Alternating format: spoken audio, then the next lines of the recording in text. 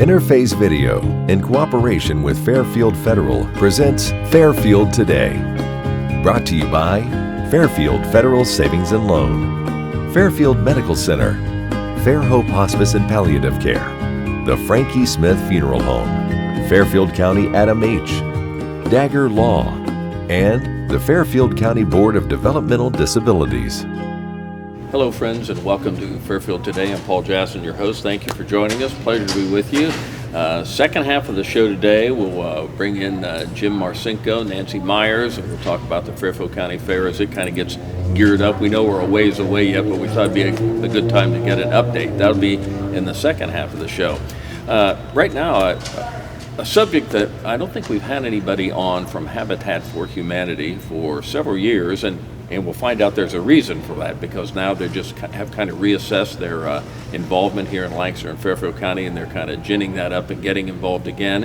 And it's a pleasure to have with me Ken Oehlers. Ken, your title is? Executive Director. Executive Director. Now the way it worked is a couple of years ago, the local Habitat merged with, I guess, Southeastern Ohio. Yes. Habitat, is that what it would be called? Mm-hmm. And Ken is the head of that, operates out of Athens. So now Lancaster and Fairfield County are involved with you down there for a couple of years? Yeah, so that merger happened actually in January of 2020. 2020, okay. A little over a year then, yeah. Over a year. And the local Habitat thought that was better to just be involved in the larger Habitat.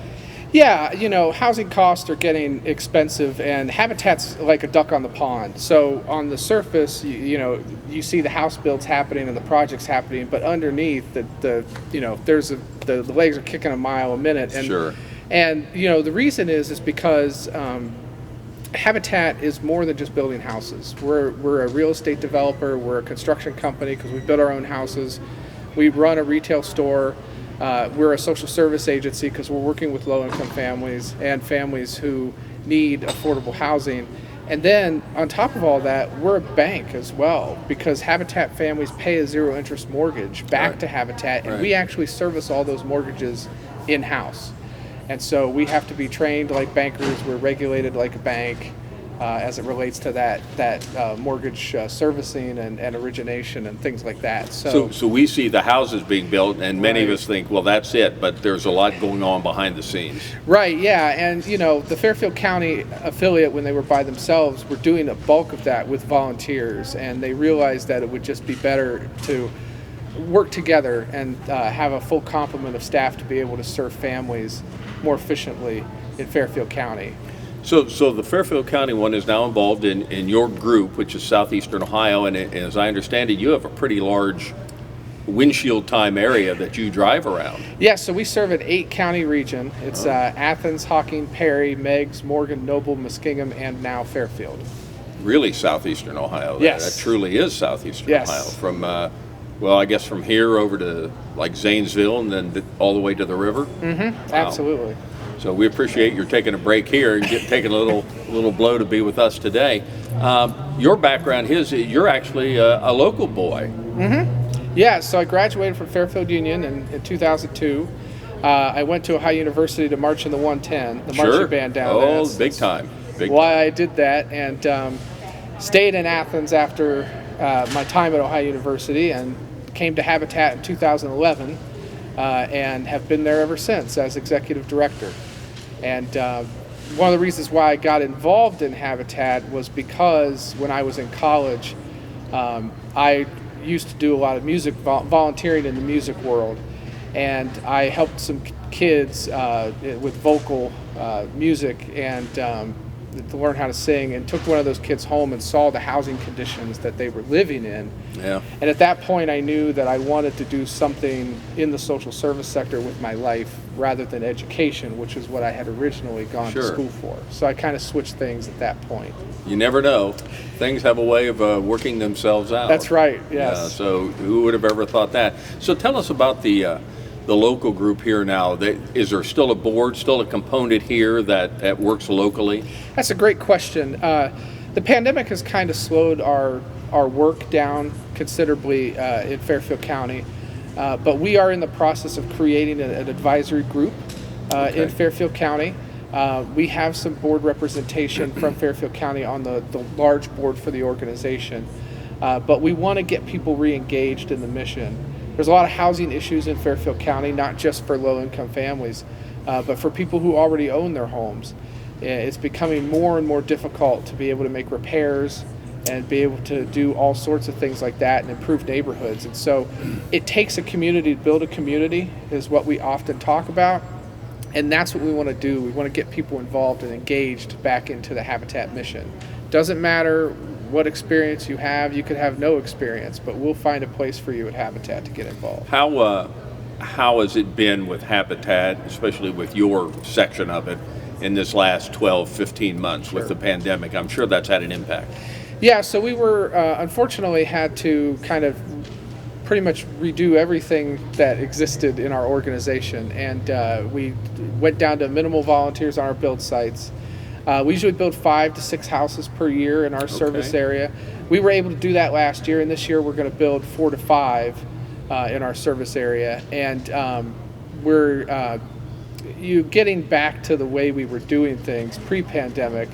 But lumber costs have been substantially. I've heard that is crazy what board costs and what 2x4s I've heard has gone up dramatically. Yeah, so we were able to build prior to the pandemic a 3-bedroom, 1,100 square foot house, because that's Habitat homes are simple, decent, and affordable, for about $70,000, and now it's more like $85,000 per house. It's an impact.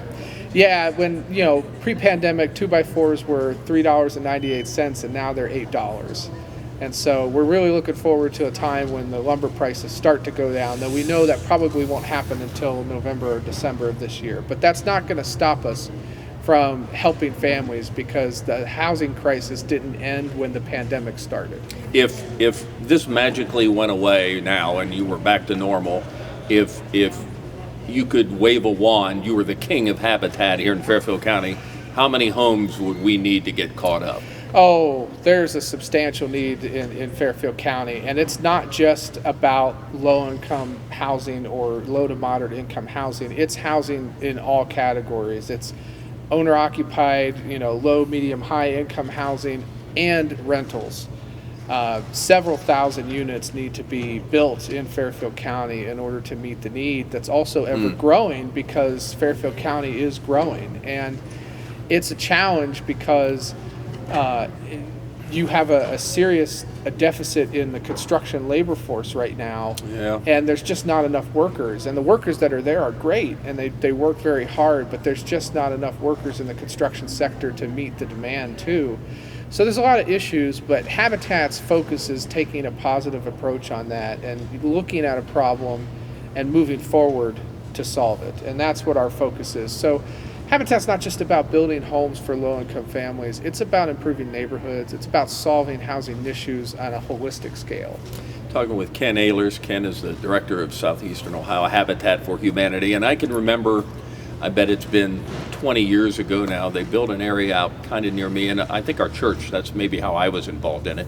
But back then the model was they built multiple homes in one location. Now by us, they probably built, I don't know, there's a section there, maybe 6, 8, 10 homes right in a row, and then some down on Hamburg Road. I know they built a big section now. Now, has the model changed a little bit in terms of building like a neighborhood, or are they just looking at an individual house one at a time?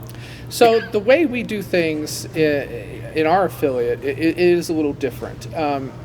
My strategy has always been, why would I want to build a house on a nice vacant piece of land when right next to it is a blighted house? That's going to be a detriment to that neighborhood. So what we're doing is we're partnering with places like the Fairfield County Land Bank, who are in the process of demolishing blighted properties, and then we're purchasing or getting donated lots from them in order to build on. To build a place. Yeah, and so we're doing scattered site infill housing rather than working on 5 or 6 houses right next to each other. And the key here is we want to build houses that blend in to the communities that we're building in and the neighborhoods, so that it doesn't look out of place. And we feel like that kind of solves 2 issues. One is it houses a family in need, while at the same time removing blight in a community and raising property values. So that's our strategy. as things move, things always change. Nothing stays the same. I'm sure this last year has been a super challenging year, maybe the most challenging you've had in your 10 with that. So do you see things kind of getting back in order now to doing things the way you want to do them, or is still everything with the cost and with labor and everything kind of keeping you down a little bit? You know, cost is always going to be something that's going to be a challenge until the pandemic's over with, but we're not going to let that slow us down. Good. There's just too much housing need. Last year we received over 800 calls for housing services. Wow. And it's a huge need in the communities. And, you know, we're very excited about what we're going to be doing in Fairfield County this year. We have 3 programs that are currently active in Fairfield County. The Critical Home Repair Program that does home repairs on owner-occupied homes. They don't have to be Habitat homes, up to $10,000. And the families pay a zero-interest mortgage back to Habitat using our hand-up, not a handout model. Sure. We have a micro-lending program that does $2,000 loans focused on housing repair, appliance purchase, transportation issues, like if you need your car in order to go to work to be able to afford your rent or mortgage, we can cover that car repair, or medical devices not covered by insurance. Oh, okay. And that's a revolving loan fund that's repayable, you know, over a year to 18 months. And then, of course, the one that everybody knows is our home ownership program. Sure. And that program is already kicked off. We have a new family. We're working with one family right now. We'll be building for that family in Pleasantville. Nice. This fall in partnership with churches Yep. and with Thrivent Financial, who has given us a grant for this first house that is a dollar for dollar match. So for every dollar a church gives for that project, Thrivent will match it with $1. Nice. And so we're really excited about that. And then we will be building again in the spring, late spring, early summer next year. This time it will be in Lancaster. Okay. If somebody's interested in a donation or volunteering, maybe individually or church, how does somebody contact? Yeah, so our local contact, her name is Stephanie Taylor. And you could get in touch with her or I. You can visit our website. It's habitatseo.org. Stephanie's phone number is 740-592-0032, extension 106. Mine is the same, except I'm extension 101. Okay. And we'd love to talk to anybody about getting involved, whether it's writing a check, whether it's volunteering on a committee or coming out on a house. No experience is necessary. And you know, the great thing about working with Habitat is that 10 years from now, you could drive by a house that you helped build with your friend, your significant other, you know, a relative. You could point to that house and you could say, I helped transform that family's life permanently and change that family's life. Ken Oehlers has been with us. He is the director for Habitat for Humanity in southeastern Ohio, which is where the Lancaster group is now involved with those folks down there. So continued success. We'll try to keep in touch, and as things move on, we'll watch for that. And you know, it's a good organization. I think everybody supports this, so you've got a good place to come to work every day. Yes, absolutely. I do want to say too, you can donate through our Restore as well. The Restore is, we did a complete renovation of the Restore. We put in air conditioning, which is something that It's over on we didn't Slocum. have. Over on Slocum. Yep. You could donate furniture, appliances, building materials, and home goods to the Restore. And all the money from the Restore helps with our mission in Fairfield County. We'll get you back and we'll just talk about the Restore, because Sure. that's a whole success story in its own right? Mm-hmm. Ken Oehlers with us from Habitat for Humanity. We'll be back in just a moment on Fairfield Today. Fairfield Federal. When it comes to our customers and our community, we go above and beyond to help. Our people make the difference. We were retiring from Tucson, Arizona, and we made a retirement trip out around Ohio, having decided that's where we wanted to be. And we came across this town called Lancaster, and we fell in love with the downtown area, where the fountain is, and the memorials, and the flags, and all this stuff. And we looked around, and I said, "There's our bank, right there." There's something to be said about a community bank in your hometown. Right. If you live in the community, you should do business in the community as much as possible. So it makes sense to bank with the community bank where you live. Fairfield Federal is the bank to be at. If you live in this town, or any town actually, you want to bank at a local home bank. The employees are happy here, they're conversant, customer service is through the roof. There's nothing more you could ask for. Personal or business banking, whatever you need, we take it seriously because we know you do. Stop by today at any of our 3 locations and see why the difference is clear. Fairfield Federal Savings and Loan specializes in banking that revolves around you. Member FDIC, Equal Housing Lender. Dagger Law has been part of the Lancaster community for more than 110 years. This is where we live and work. You'll see us at festivals, sporting events, and all around town. We consider our clients as friends, and we walk alongside you through challenging times. Whether you're a growing business, a changing family, facing litigation, planning your future, or dealing with land issues, we're right here. We are local. We are trusted. We are experienced. Dagger Law.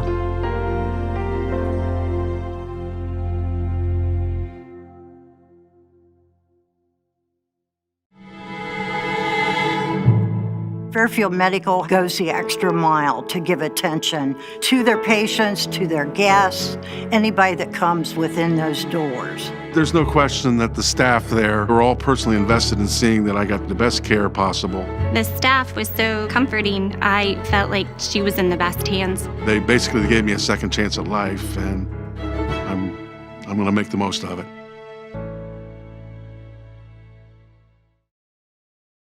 Welcome back to Fairfield Today. Appreciate all the good folks here at Fairfield Federal allowing us to come in, and I hope you've had a chance to go to the website. Things have changed, they've evolved, they've updated it. They've got a tremendous website that really kind of involved about e-banking. That's involved personal banking, business banking, e-banking, those things all on there. They've changed the website, so go in there and look around and see what you can find out if you have any money questions or money needs. FairfieldFederal.com, a good place to start. Well, as we kind of get back to whatever normal is, I'm not sure we know what normal is anymore, the new normal, the old normal, but wherever it is, we're here now. And one of the couple of events we always talk about is coming up here. We always talk about, of course, the festival coming up here in a couple of months, and then the Fairfield County Fair. Those are the big events here in Fairfield County. So let's talk about the Fairfield County Fair. And no better people to have on than Jim Marcinko to my far right, who's the fair manager out there, and then Nancy Meyers, who's head of the board of the fair. For another 5-6 years? No.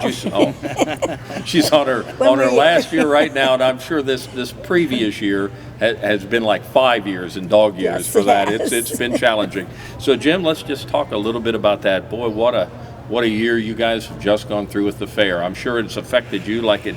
Well, we know it affected the fair, but I mean, it's affected you like it has everyone. Right. And see, I have a lot less hair since last time I was on.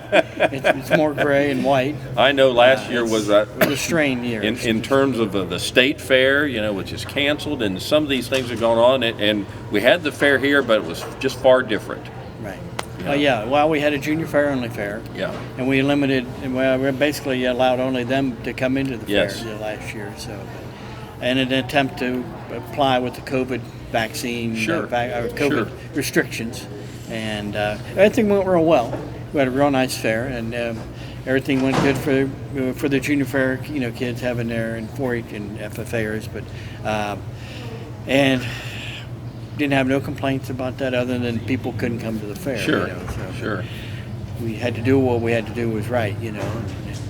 Reported no in cases from being at the fair. Is that right? Well, that's always good. And I'm sure you've talked to the health department more in this past year than you ever would have thought of it in your entire life, or with the governor's office, or with anybody, Governor Husted, anybody. Pretty much on a first name basis with the health department.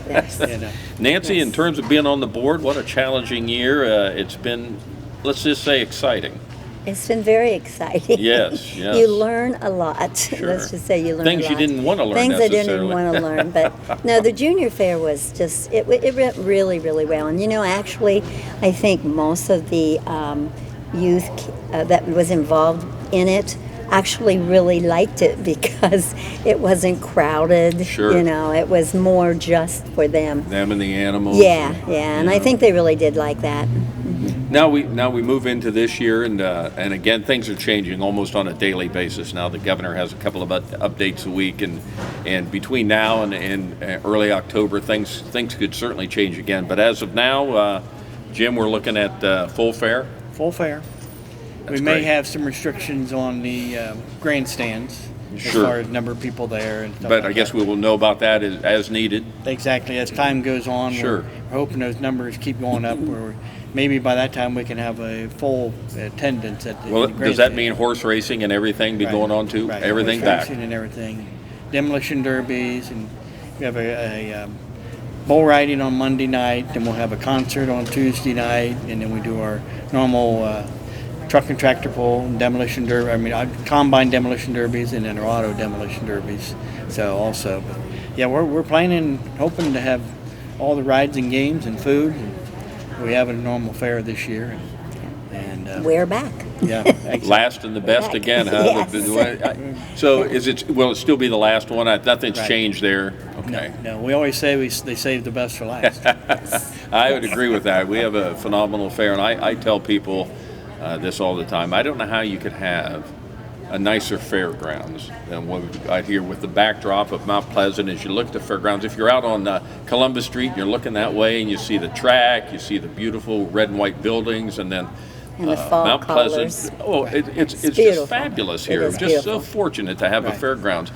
And again, I tell people, I think before I went into the Army, the only fair I was ever at was ours. I mean, I thought every fair looked like ours. I didn't know. Every fair must just be like ours. We got our grounds, we got our animals, we got food, we got rides, we got everything. Well, after I got out of the Army, I went to a couple other fairgrounds. They're about as big as this Fairfield Federal Bank. Yes, I they're mean, small. some of them are pretty small. You know, even over toward New Lex, they have a lovely fairgrounds over there and a nice location. But everybody isn't as fortunate as we are. Right. Oh yeah, we're very fortunate, very lucky. Well, our Midway and our Grange Hall, I mean, we have a Grange Hall that's so much better. We really do That than is most of the phenomenal fairs. there. So we have a lot. So we'll We have have a lot all to be the thankful. bacon pies Yes. and bacon cakes and all the biggest punk. We'll have all this stuff. All this stuff. Yeah. Yeah. yeah. Hopefully. Hopefully. Yeah. Hopefully. So everybody was under the same guidance you were in terms of fairs or Right. what they had on. Do all 88 counties have fairs? Yes. Yeah, everybody has a fair. So everybody was under the same guidelines you had, and so now everybody is back full go this year. You think? It's going to vary. I think the earlier ones may be a little bit more restricted than the later ones were. So here. it might be a little advantage to be Right. one of the later ones because hopefully things continue to. But and Get we better. also talked to the OFMA, which is our High Fair Managers Association, and they're saying just to plan for a full fair. So, and they're telling that to everybody. So hopefully. Now, what Hopefully were everybody the will follow that. special events in the evenings at the grandstand? What will they be this year? Well, Monday night we had the bull riding. We haven't had that for a few years. And then Tuesday we have Julia Novell with singing on Tuesday night in the grandstand. And then we always have singing in the yard hall there. If we have an Yeah. area there, and then Yeah. we're going to try to have some more different events down there with the not WLOH, the Wolf Right. tent. Right. Now they're going to take some of our. We're not having the entertainment tent this year. We're going to kind of switch things down there to maybe try to save a little bit of money. Okay. Over there, kind of shift it around a little bit, And the so. veterans. And then we have Monday is a Veterans Day. Veterans That's always Day. a Veterans Day, Yes. and that is veterans are eating free that day. Is that how it was? Right, correct. Yeah. Right, and then they'll honor them there at that There was tent, there was at a that medal. tent. I know Yeah. they always had a little.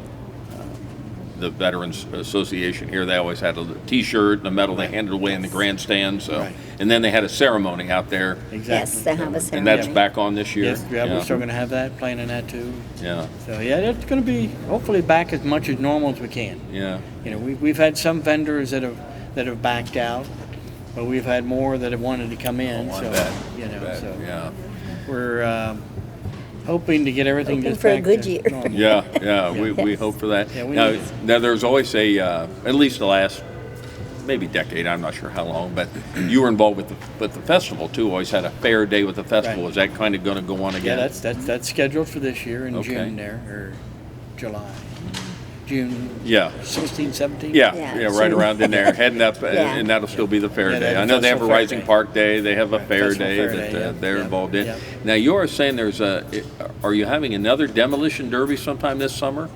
Yeah, on July 17th, we're going to have a demolition derby there in our area there we normally have for the fair. But Yes. we're going to have the same thing there set up, and hoping to have a nice sized crowd for that too.